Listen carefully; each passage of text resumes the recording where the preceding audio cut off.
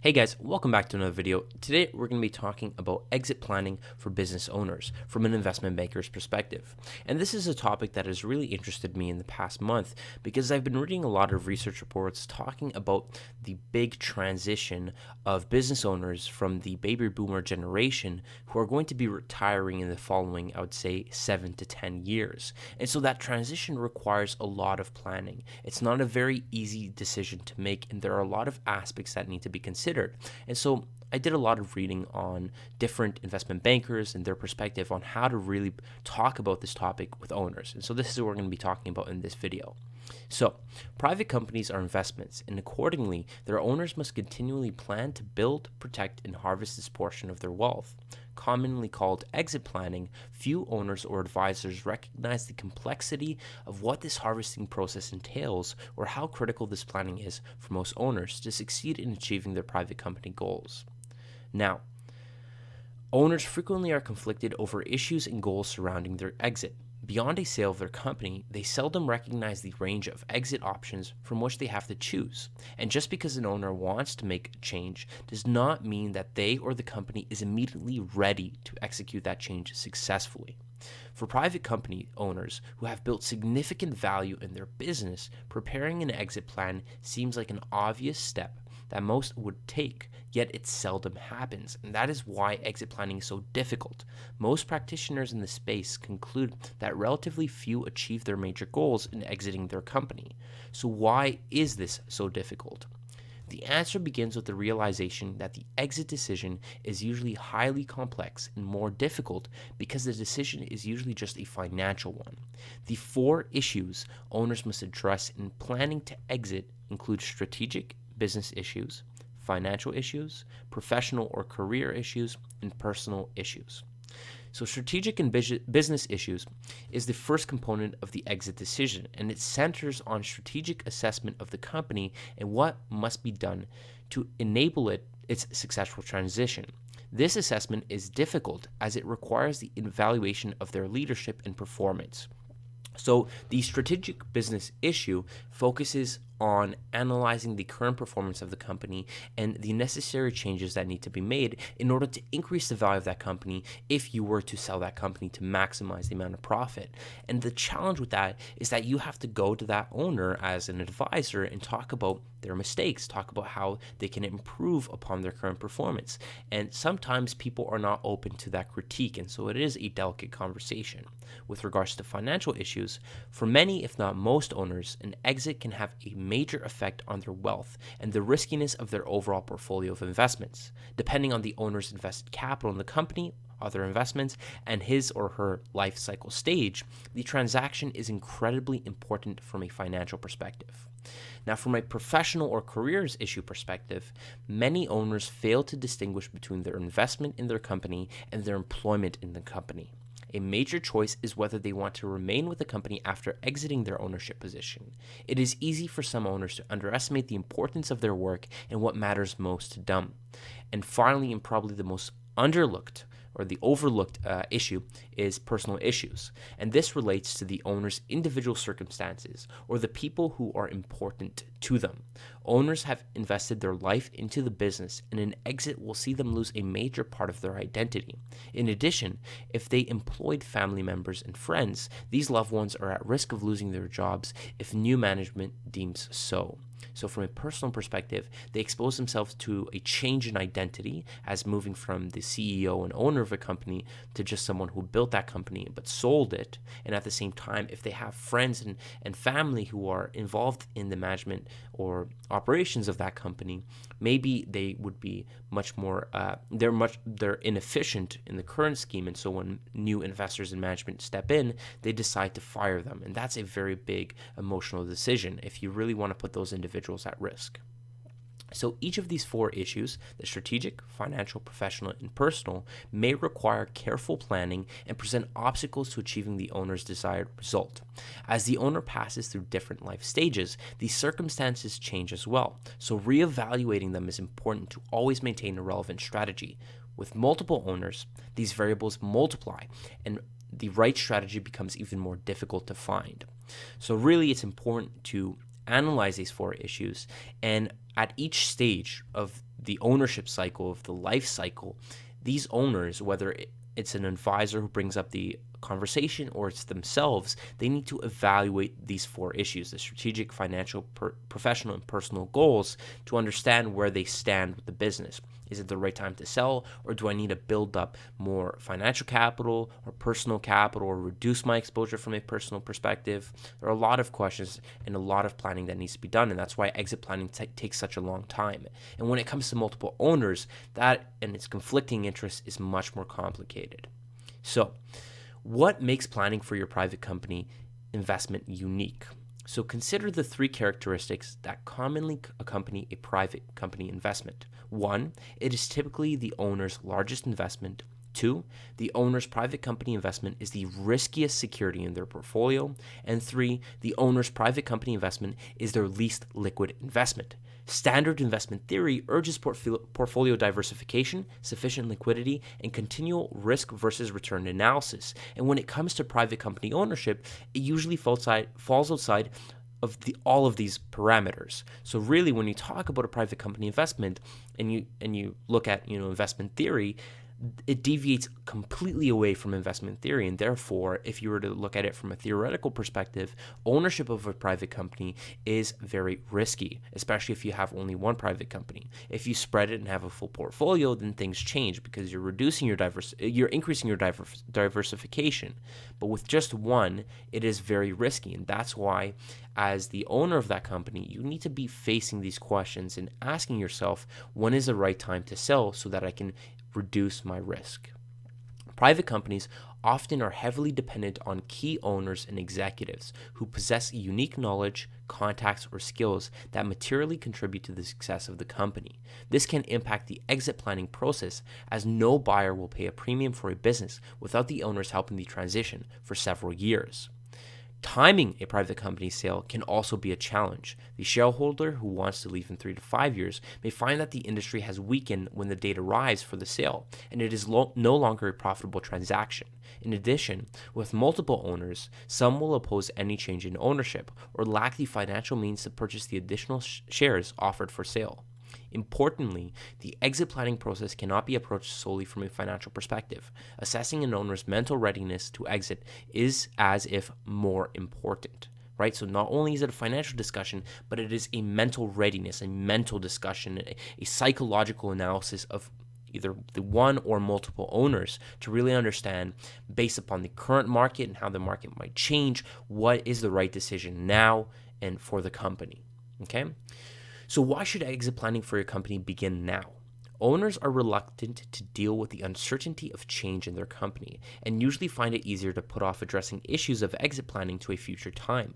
For many owners, this think about it later exit planning strategy often leads to the 3 Ds disaster exit planning: the divorce, disability, or death. So these are the 3 Ds that usually come up where really it forces that owner to finally commit to an exit plan, and it might rush them and put them in a position where they don't really maximize their earnings. And this is like so true. It's kind of similar to a will. At the age of 40 or at the age of 35, when you have a child, it is very smart to start writing a will, because you have dependents who, if something were to happen to you, you need to leave a really proper instructions on how the estate is to be divided. And it's a very difficult discussion to have with yourself and with your loved ones, because you're telling yourself, I know I'm gonna die. And when you're 35 years old, that's not something you want to be talking about, but you have to be doing it. And it's the same thing with the business. When you're the owner and you've owned this business for 10 plus years, and you know that you might have another 10 or 15 years left with the business, it's time to start talking about exit planning, to really plan it out, to really set in motion the succession planning for the business. And so that, although it is not fun to do, is very important when you're talking about wealth and personal value maximization, okay? So planning in advance is essential to ensuring both financial and personal success for the owner, building a successor management team, preparing the company for sale through value creation, waiting for better market conditions as the cycles change, and setting up an exit plan team, so hiring a team of advisors to help you plan this exit is very important, and it might take years. While 5 or 10 years is a long period to plan for most activities, it is the time frame required for effective planning to exit a private company, 5 to 10 years, and it should be on the more longer end of that range, near 10 years.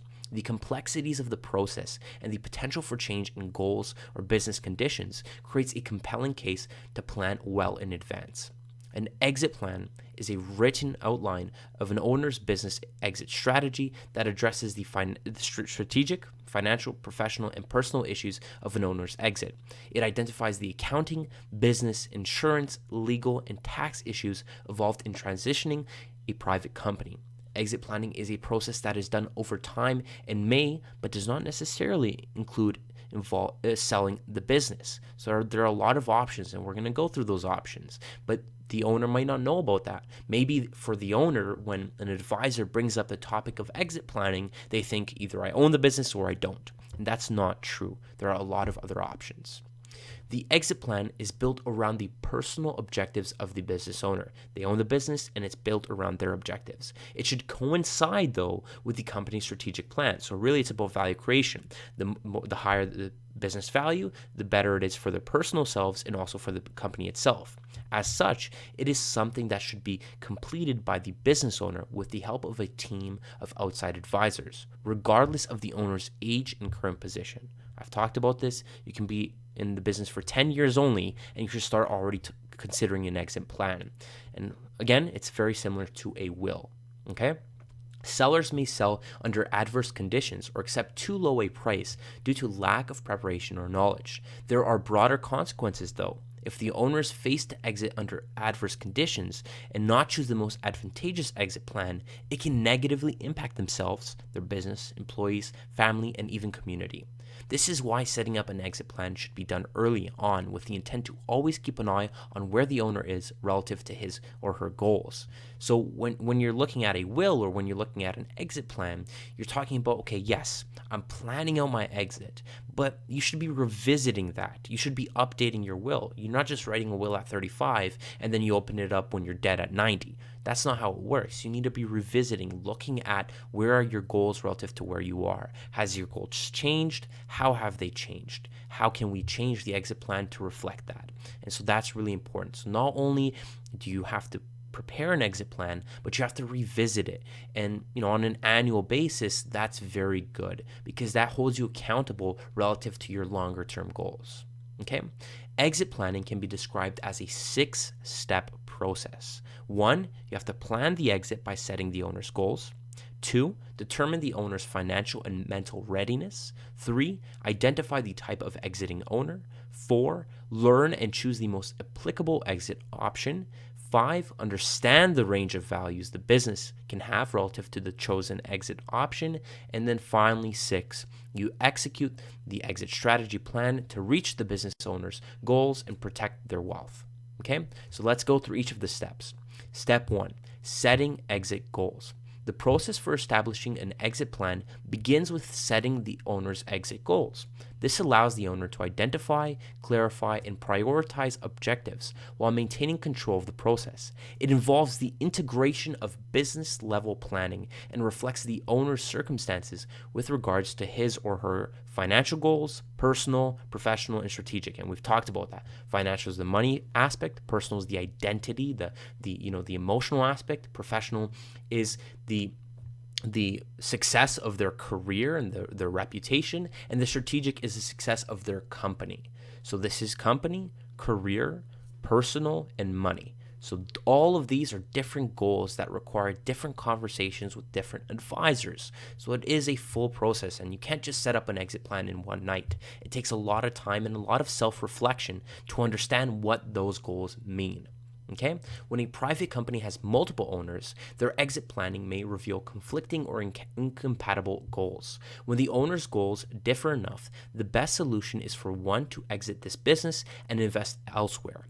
Business owners must work with advisors to put together a written plan that identifies and prioritizes the financial and non-financial goals, establishes a business, professional, and personal strategy to achieve those goals, sets a time frame, and then lists post-exit activities. So that's really important. And this is, I did a lot of financial management videos. I've posted those already to the channel a long time ago. And one of the clear definitions in that course is a financial goal. A financial goal requires a clear time frame and a clear dollar value. You're not going to say, oh, my goal is to buy a home. No, your goal is to buy a $350,000 home in 10 years. So you put it within a time frame and you set clear numbers so that it's not a vague goal, but a clear and decisive goal. And that's really important as well. Okay? So some questions to ask, and this is a very short list relative to the multiple hour-long conversations. One could be, when you consider exiting the business, what do you currently think you want to accomplish with your exit? Where do you see yourself in 10, 25, or 2 years? What do you want to own? Who do you want to own or run your business after your exit? Who are your key employees? What role do you see them in? Do you know how much your business is worth? What portion of your wealth is tied to your business? Is it 100%? Is it 20%? And what do you see yourself doing after your exit? These are all important questions that will challenge the business owner from a financial advisor's perspective, from the investment banker's perspective, and will be very revealing from the individual owner's perspective. They need to really ask themselves these questions, okay? Now, step 2, owner readiness. Many business owners tend to subordinate their personal needs to the needs of the business. The exit plan must wholly integrate both. This can be divided into financial readiness and mental readiness. From a financial readiness perspective, business owners will either depend heavily on the proceeds that will come from the exit to meet long-term goals, or they will not. So financial readiness essentially means if I sell my business, and the money I get, is that all the money I have and I'll have to live off all of that money? Or have I saved some? Have I invested elsewhere? And therefore, it's not all of my wealth, right? So that's very important, because if it is all of my wealth, then you really want to make sure that you're maximizing the amount of money you're getting, and then also planning out your post-exit lifestyle. Okay? Owners with low financial readiness will have fewer exit options and will require more extensive planning. They will have to consider a combination of growing the business to meet their goals, executing a partial exit soon in order to diversify while maintaining control of the business, selling out and continuing to work for the new owner, or reducing expected expenses following their exit. And this is probably the big one. A lot of owners and a lot of different people in very high paying roles, when they're in the industry, they have a very expensive lifestyle.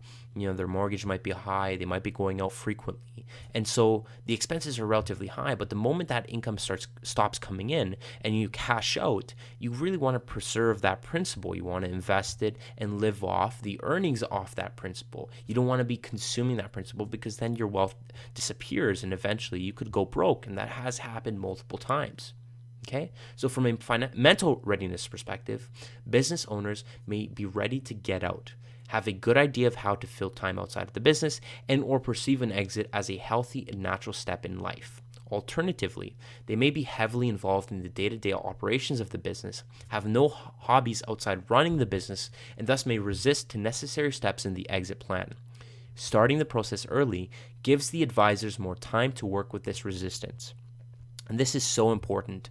I think that, there's not a lot of owners out there that know what they're going to do after they sell their business. It's just, they've poured their life, their heart and soul into this, building this business. And what happens is that's it. They have no hobbies outside of it. They might go golfing every now and then, but they've been consumed by this business because they loved it. They built this business and it's their baby. And the moment that they give up that baby, your child moves out of the nest. What do?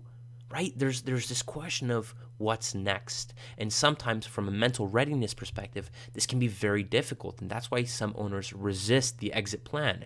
Inherently and subconsciously, they think that they just can't handle being without the business. And so that's why it is difficult when you are planning the exit strategy. Now, step 3, the type of exiting owner. There are 4 general types of exiting owners, determined by an owner's financial and mental readiness to exit. Establishing which type of owner one is helps in identifying the exit options. So from a financial readiness perspective, either you are ready and you have other assets, or you're not, and you're going to be depending on the sale. And from a mental readiness perspective, either you're not ready to give up the business because it's too much part of your identity, or you are and you're ready to just get out, right? And so based on that, you have 4 different, kind of broad ranges of different types of owners, right? So there's the rich and ready to go. So these owners are characterized as having both high financial and high mental readiness. They are ready to go and can afford to choose their exit. There's also the well-off but choose to work. These are owners who have high financial but low mental readiness. These owners can afford to leave but do not know what else they would do without running the business. Most likely, personal involvement is critical to the daily operations of the business. These are the owners who are very important. They're key personnel because they love it so much. So really, there's a low mental readiness there, and they might stay on even though they might sell the company and just work as a salary employee. Okay. There's also the stay and grow owners, which are characterized by having both low financial and low mental readiness to exit. They are not ready to stop working and have not yet accumulated sufficient personal wealth to sustain their post-exit lifestyle. And finally, there's the get me out. These are owners who have low financial but high mental readiness. They want out immediately for the most money possible. These owners have limited options, and the only one of which may be to sell their business.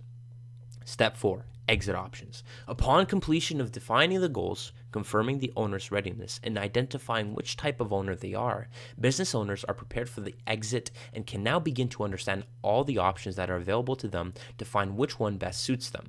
There are many options, but the 5 most common are 1, the sale to a third party, 2, a private equity group recapitalization, 3, employee stock ownership plans, 4, a management buyout, and 5, gifting. These are very important to understand, especially if you are in the advisory business. Okay, so number 1, a sale to a third party. The sale of a business to a third party typically happens when owners have a high mental readiness but are neutral to the owner's financial readiness. This option is the most effective way to realize shareholder wealth. There's also private equity group recapitalization.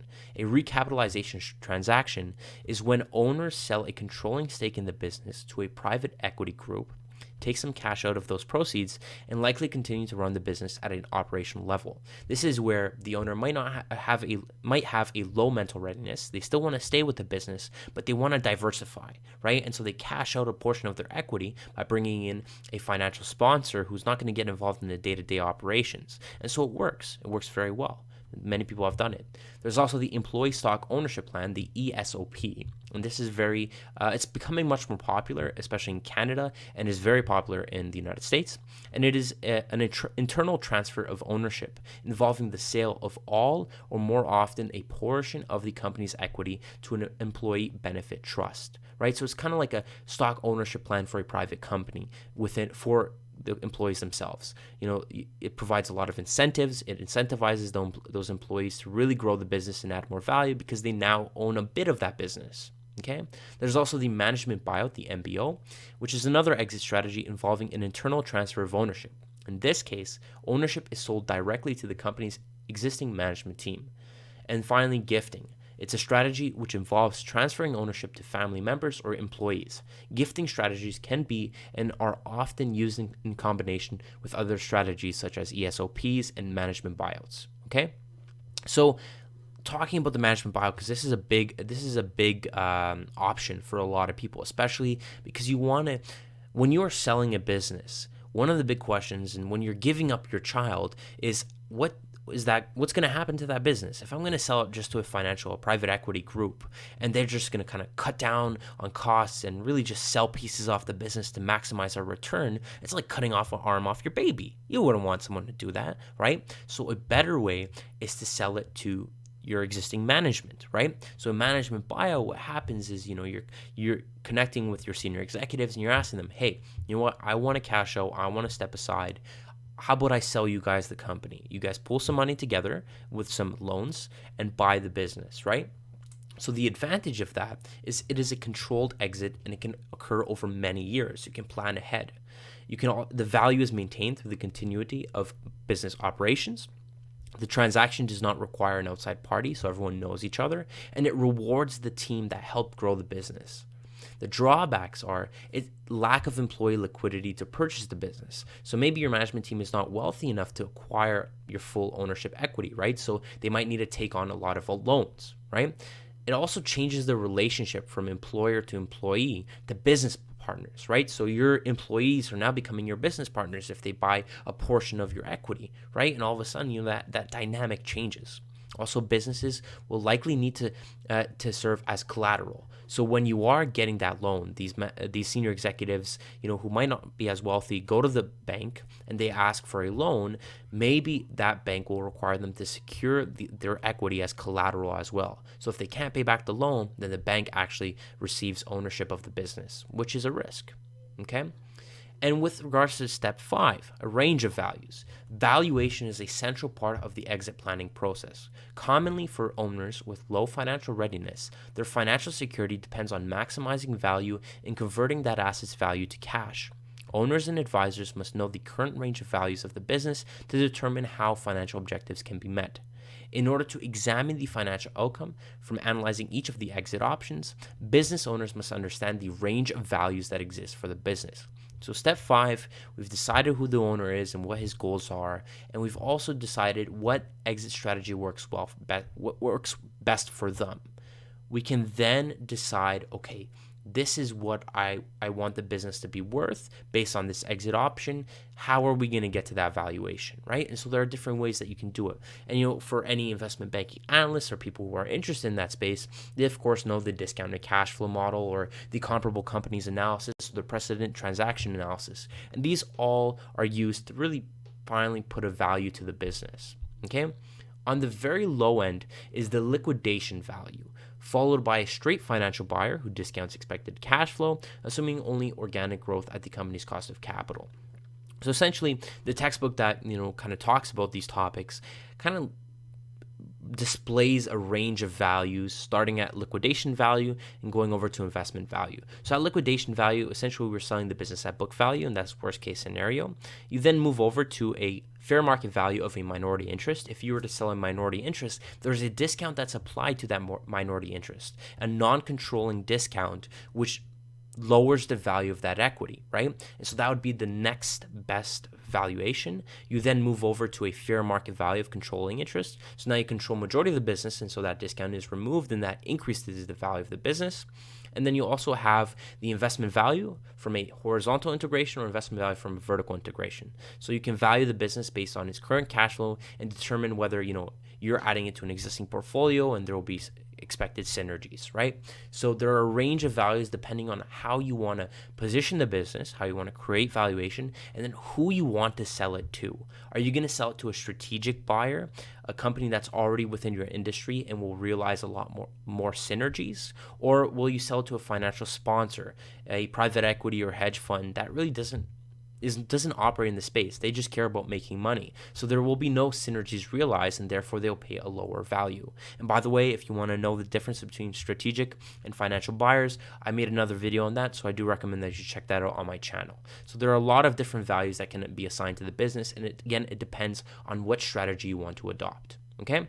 An integral part of the exit planning process is to preserve value by minimizing taxes and protect value from creditors and increase value through value drivers. So for the advisors themselves, for the investment bankers who are planning the exit plan for the owner, the goals are to preserve wealth, protect it, and then increase it over time, right? And so there are different strategies that can be adopted to increase it. From an increasing perspective, you can grow revenues, reduce expenses, you can groom a successor and diversify customers. There are a lot of value creation kind of consulting initiatives that can really help improve the business, and that's great. From a protecting value perspective, you can review the insurance and ensure that there's clear decision-making procedures in order to avoid any risk-taking, which would really put the business at risk.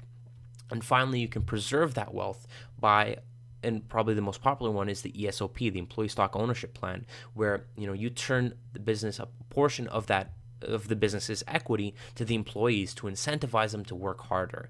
So from both a owner's and advisor's perspective, there are 3 goals in executing the exit plan. Once you've identified the goals and once you've identified what option is best, that option needs to preserve, protect, and increase the value of the business in order to ensure that it is a successful exit plan. That is very important. So that's pretty much it for the exit planning. I do love this topic. I would love if anyone has any questions, please do comment below. I'll be sure to get back to you. And if you want to kind of start a discussion, I'm totally open to it. This is a topic that has really interested me.